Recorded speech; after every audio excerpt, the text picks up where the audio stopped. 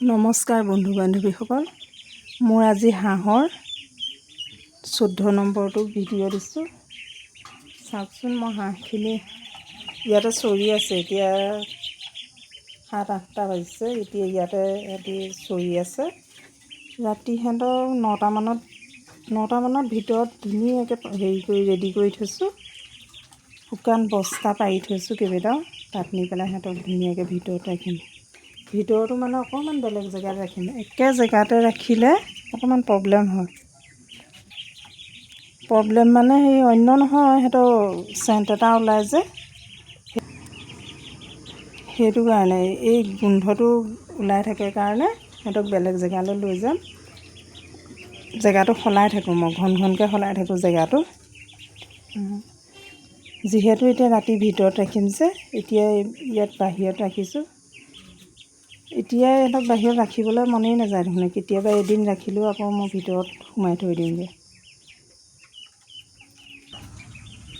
ইহঁতক মই 3বাৰ দানা দিছোঁ দিনত। তাৰপিছত আকৌ ভাত দিছোঁ, 4বাৰমানেই ভাত দিছোঁ বাৰু। 2বাৰ ভালকৈ দিছোঁ। তাৰপৰা অলপ দেৰি চৰাইছোঁ সিহঁতক। পানী দিছোঁ, পানীত অকণমান চৰিবলৈ দিছোঁ। তাৰপৰা মস্ত ডাবৰ এটাত পানী দি থৈছোঁ। সিহঁতি তাত অকণমান অভ্যাসটো কৰাইছোঁ পানীত। তাৰপিছতে এতিয়া মই ৰাতি আকৌ 8টামানত এবাৰ দানা দিম।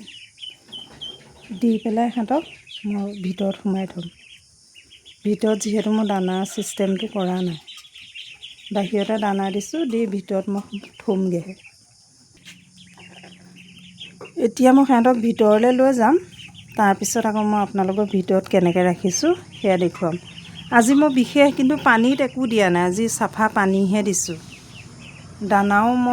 দানাটোও মই ব্ৰইলাৰ দানাটো 3বাৰহে দিছোঁ আজি। আজি অলপ কমলৈ অকণমান কৰিছোঁ। এয়া চাওক, বাহিৰৰ পৰা এতিয়া মই ভিতৰলৈ আনিলোঁ। বাহিৰতে দানা খুৱাই সিহঁতক কমপ্লিট একদম পৰিষ্কাৰকৈ ইয়াত ৰাখিছোঁহে মাত্ৰ। অকল পানীটো দি থৈছোঁ সিহঁতক, নহ'লে বা মানে বহুত গোন্ধ এটা আহে যে, সেইটো কাৰণে পৰিষ্কাৰকৈ ৰাখিব লাগে। 20 দিনলৈকে বৰ্ডিংটো ভাল কৰিব লাগে, তেতিয়া চিন্তা নাই আৰু, তেতিয়া য'তে ত'তে ৰাখিব পাৰি। লাইটৰ ব্যৱস্থাটো অকণমান ভালকৈ দিবলৈ চাব লাগে 20 দিনলৈকে। 20 দিনৰ পিছত লাইট নিদিলেও হয়, তেনেকৈয়ে ৰাখিব পাৰিব। কিন্তু 20 দিনলৈকে অকণমান পৰিষ্কাৰ লাইটৰ ব্যৱস্থাটোও ভাল লাগে। এয়া চাওক, বাহিৰত ধুনীয়াকৈ খাই বৈ আহিছে যে, ইয়াত এতিয়া খাবলৈ দিয়া নাই সিহঁতক দানা চানা। কিন্তু ইয়াত এতিয়া কিমান পৰিষ্কাৰ হৈ আছে। ৰাতিপুৱা মানে চাফা কৰিবলৈও ভাল। দানাটো যদি দিয়ে চাফা কৰিবলৈ বহুত দিগদাৰ। এতিয়া তাতে সেইটো কাৰণে দানা খোৱা সময়টো এক্সট্ৰা হ'ব লাগে, আৰু সিহঁতৰ থকা জেগাটো এক্সট্ৰা হ'ব লাগে। এয়া চাওক, কিমান পৰিষ্কাৰকৈ সিহঁতক ৰাখিছোঁ মই। এনেকৈ ৰাখিলে সিহঁতিও পৰিষ্কাৰ হৈ থাকে। আমাৰ চাওক আপোনালোকে, পোৱালিখিনি বহুত চাফা দেখিছেনে? তাতে মই আজি অকণমান সাঁতুৰিবলৈও সিহঁতক দিছোঁ যে পানী, বহুত চাফা, অকণো গোন্ধ নাই। এয়া চাওক, কিমান ডাঙৰ হৈছে ক'বচোন। এয়া চাওক, এয়া দেখিছেনে?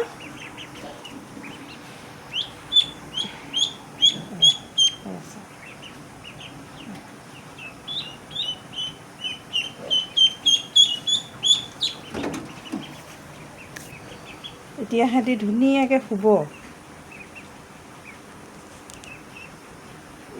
চাওক, এতিয়া আমি ৰৈ আছোঁ কাৰণে সিহঁতি আহিছে, কিন্তু অকণমান পিছতে সিহঁতি ধুনীয়াকৈ শুব। এনেকৈ আপোনালোকেও কৰি যাওক, সফল হ'ব পাৰিব। ধন্যবাদ।